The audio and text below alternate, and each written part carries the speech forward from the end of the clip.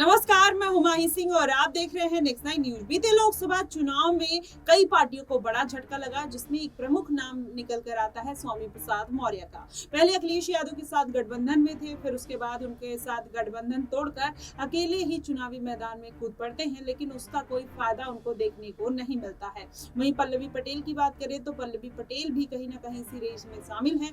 वो 22 सीटों पर अपने प्रत्याशी उतारती है, लेकिन एक भी सीट पर जीत नहीं दर्ज कर पाती। वहीं स्वामी प्रसाद मौर्य का भी यही हाल रहा। कुशीनगर सीट पर मैदान में उतरते जरूर हैं चंद्रशेखर आजाद, पल्लवी पटेल उनको सपोर्ट करने भी पहुंचते हैं, लेकिन किसी भी तरीके का कोई फायदा देखने को नहीं मिलता है। मात्र 24,000 वोट स्वामी प्रसाद मौर्य को मिलते हैं। तो ऐसे में माना ही जा रहा है कि इस बार के उपचुनाव में हो सकता है कि स्वामी प्रसाद मौर्य मायावती का दामन थामते हुए नजर आए, क्योंकि मायावती के साथ वो 25 सालों तक काम करते हुए दिखाई दिए हैं, उनके साथ रहे हैं, उनकी पार्टी की हर एक नब्ज को पहचानते हैं। हालांकि उसके बाद उन्होंने मायावती का साथ छोड़कर भारतीय जनता पार्टी का दामन थामा, फिर अखिलेश यादव का, फिर वहां से भी जब रिश्ता टूट गया तो अब वो कहीं ना कहीं आजाद और मायावती की तरफ देखते हुए नजर आ रहे हैं। आखिरकार वो कौन सी पार्टी होगी, आज इन तमाम मुद्दों पर चर्चा करेंगे। हमारे साथ मनीष मौजूद है।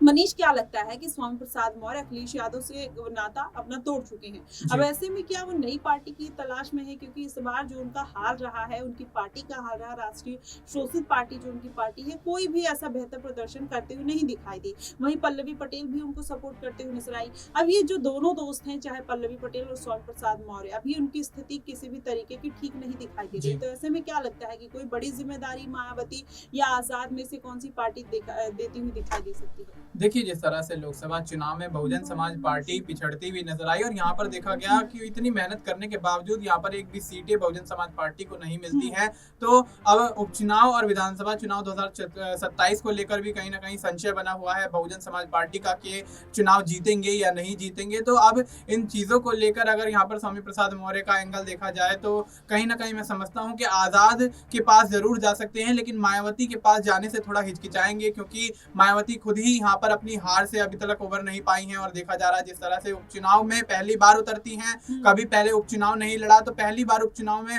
उतरने का मतलब यही है कि अगर यहाँ से कुछ सीटें जीतती हैं तो आने वाले समय में उनकी राह थोड़ी आसान होती हुई नजर आएगी विधानसभा चुनाव 2027 को लेकर। और रही बात स्वामी प्रसाद मौर्य और पल्लवी पटेल की, तो हाल ही में देखा गया कि पल्लवी पटेल अखिलेश यादव से मुलाकात करती हैं। तो जहां तक मैं समझता हूं तो पल्लवी पटेल तो मेरे को लगता है कि समाजवादी पार्टी की तरफ ही रुख करती हुई नजर आएंगी, लेकिन अगर स्वामी प्रसाद मौर्य की तरफ देखा जाए तो उनके जो कयास हैं वो कहीं ना कहीं आजाद समाज पार्टी की तरफ यहाँ पर झुकने के लगते हुए नजर आ रहे हैं और आजाद समाज पार्टी के साथ आगे का चुनाव लड़ने की यहाँ पर आशंकाएं लग रही हैं। जी बिल्कुल, ऐसे में आजाद समाज पार्टी के साथ जा सकते हैं, लेकिन अब ऐसे में मायावती की भी पार्टी जो है वो कहीं ना कहीं अपने आप को खड़ी करने का प्रयास कर रही है। ऐसे में दलितों का वोट बैंक मायावती को साधना पड़ेगा। ऐसे में पल्लवी पटेल भी पीडीएम की राजनीति करती हैं और स्वामी प्रसाद मौर्य भी करते हैं। अगर चंद्रशेखर आजाद उनको नहीं साथ पाते हैं तो जाहिर तौर पर स्वामी प्रसाद मौर्य अपना जनाधार, अपनी पार्टी को बचाने के लिए मायावती के साथ फिर से एक बार गठबंधन के लिए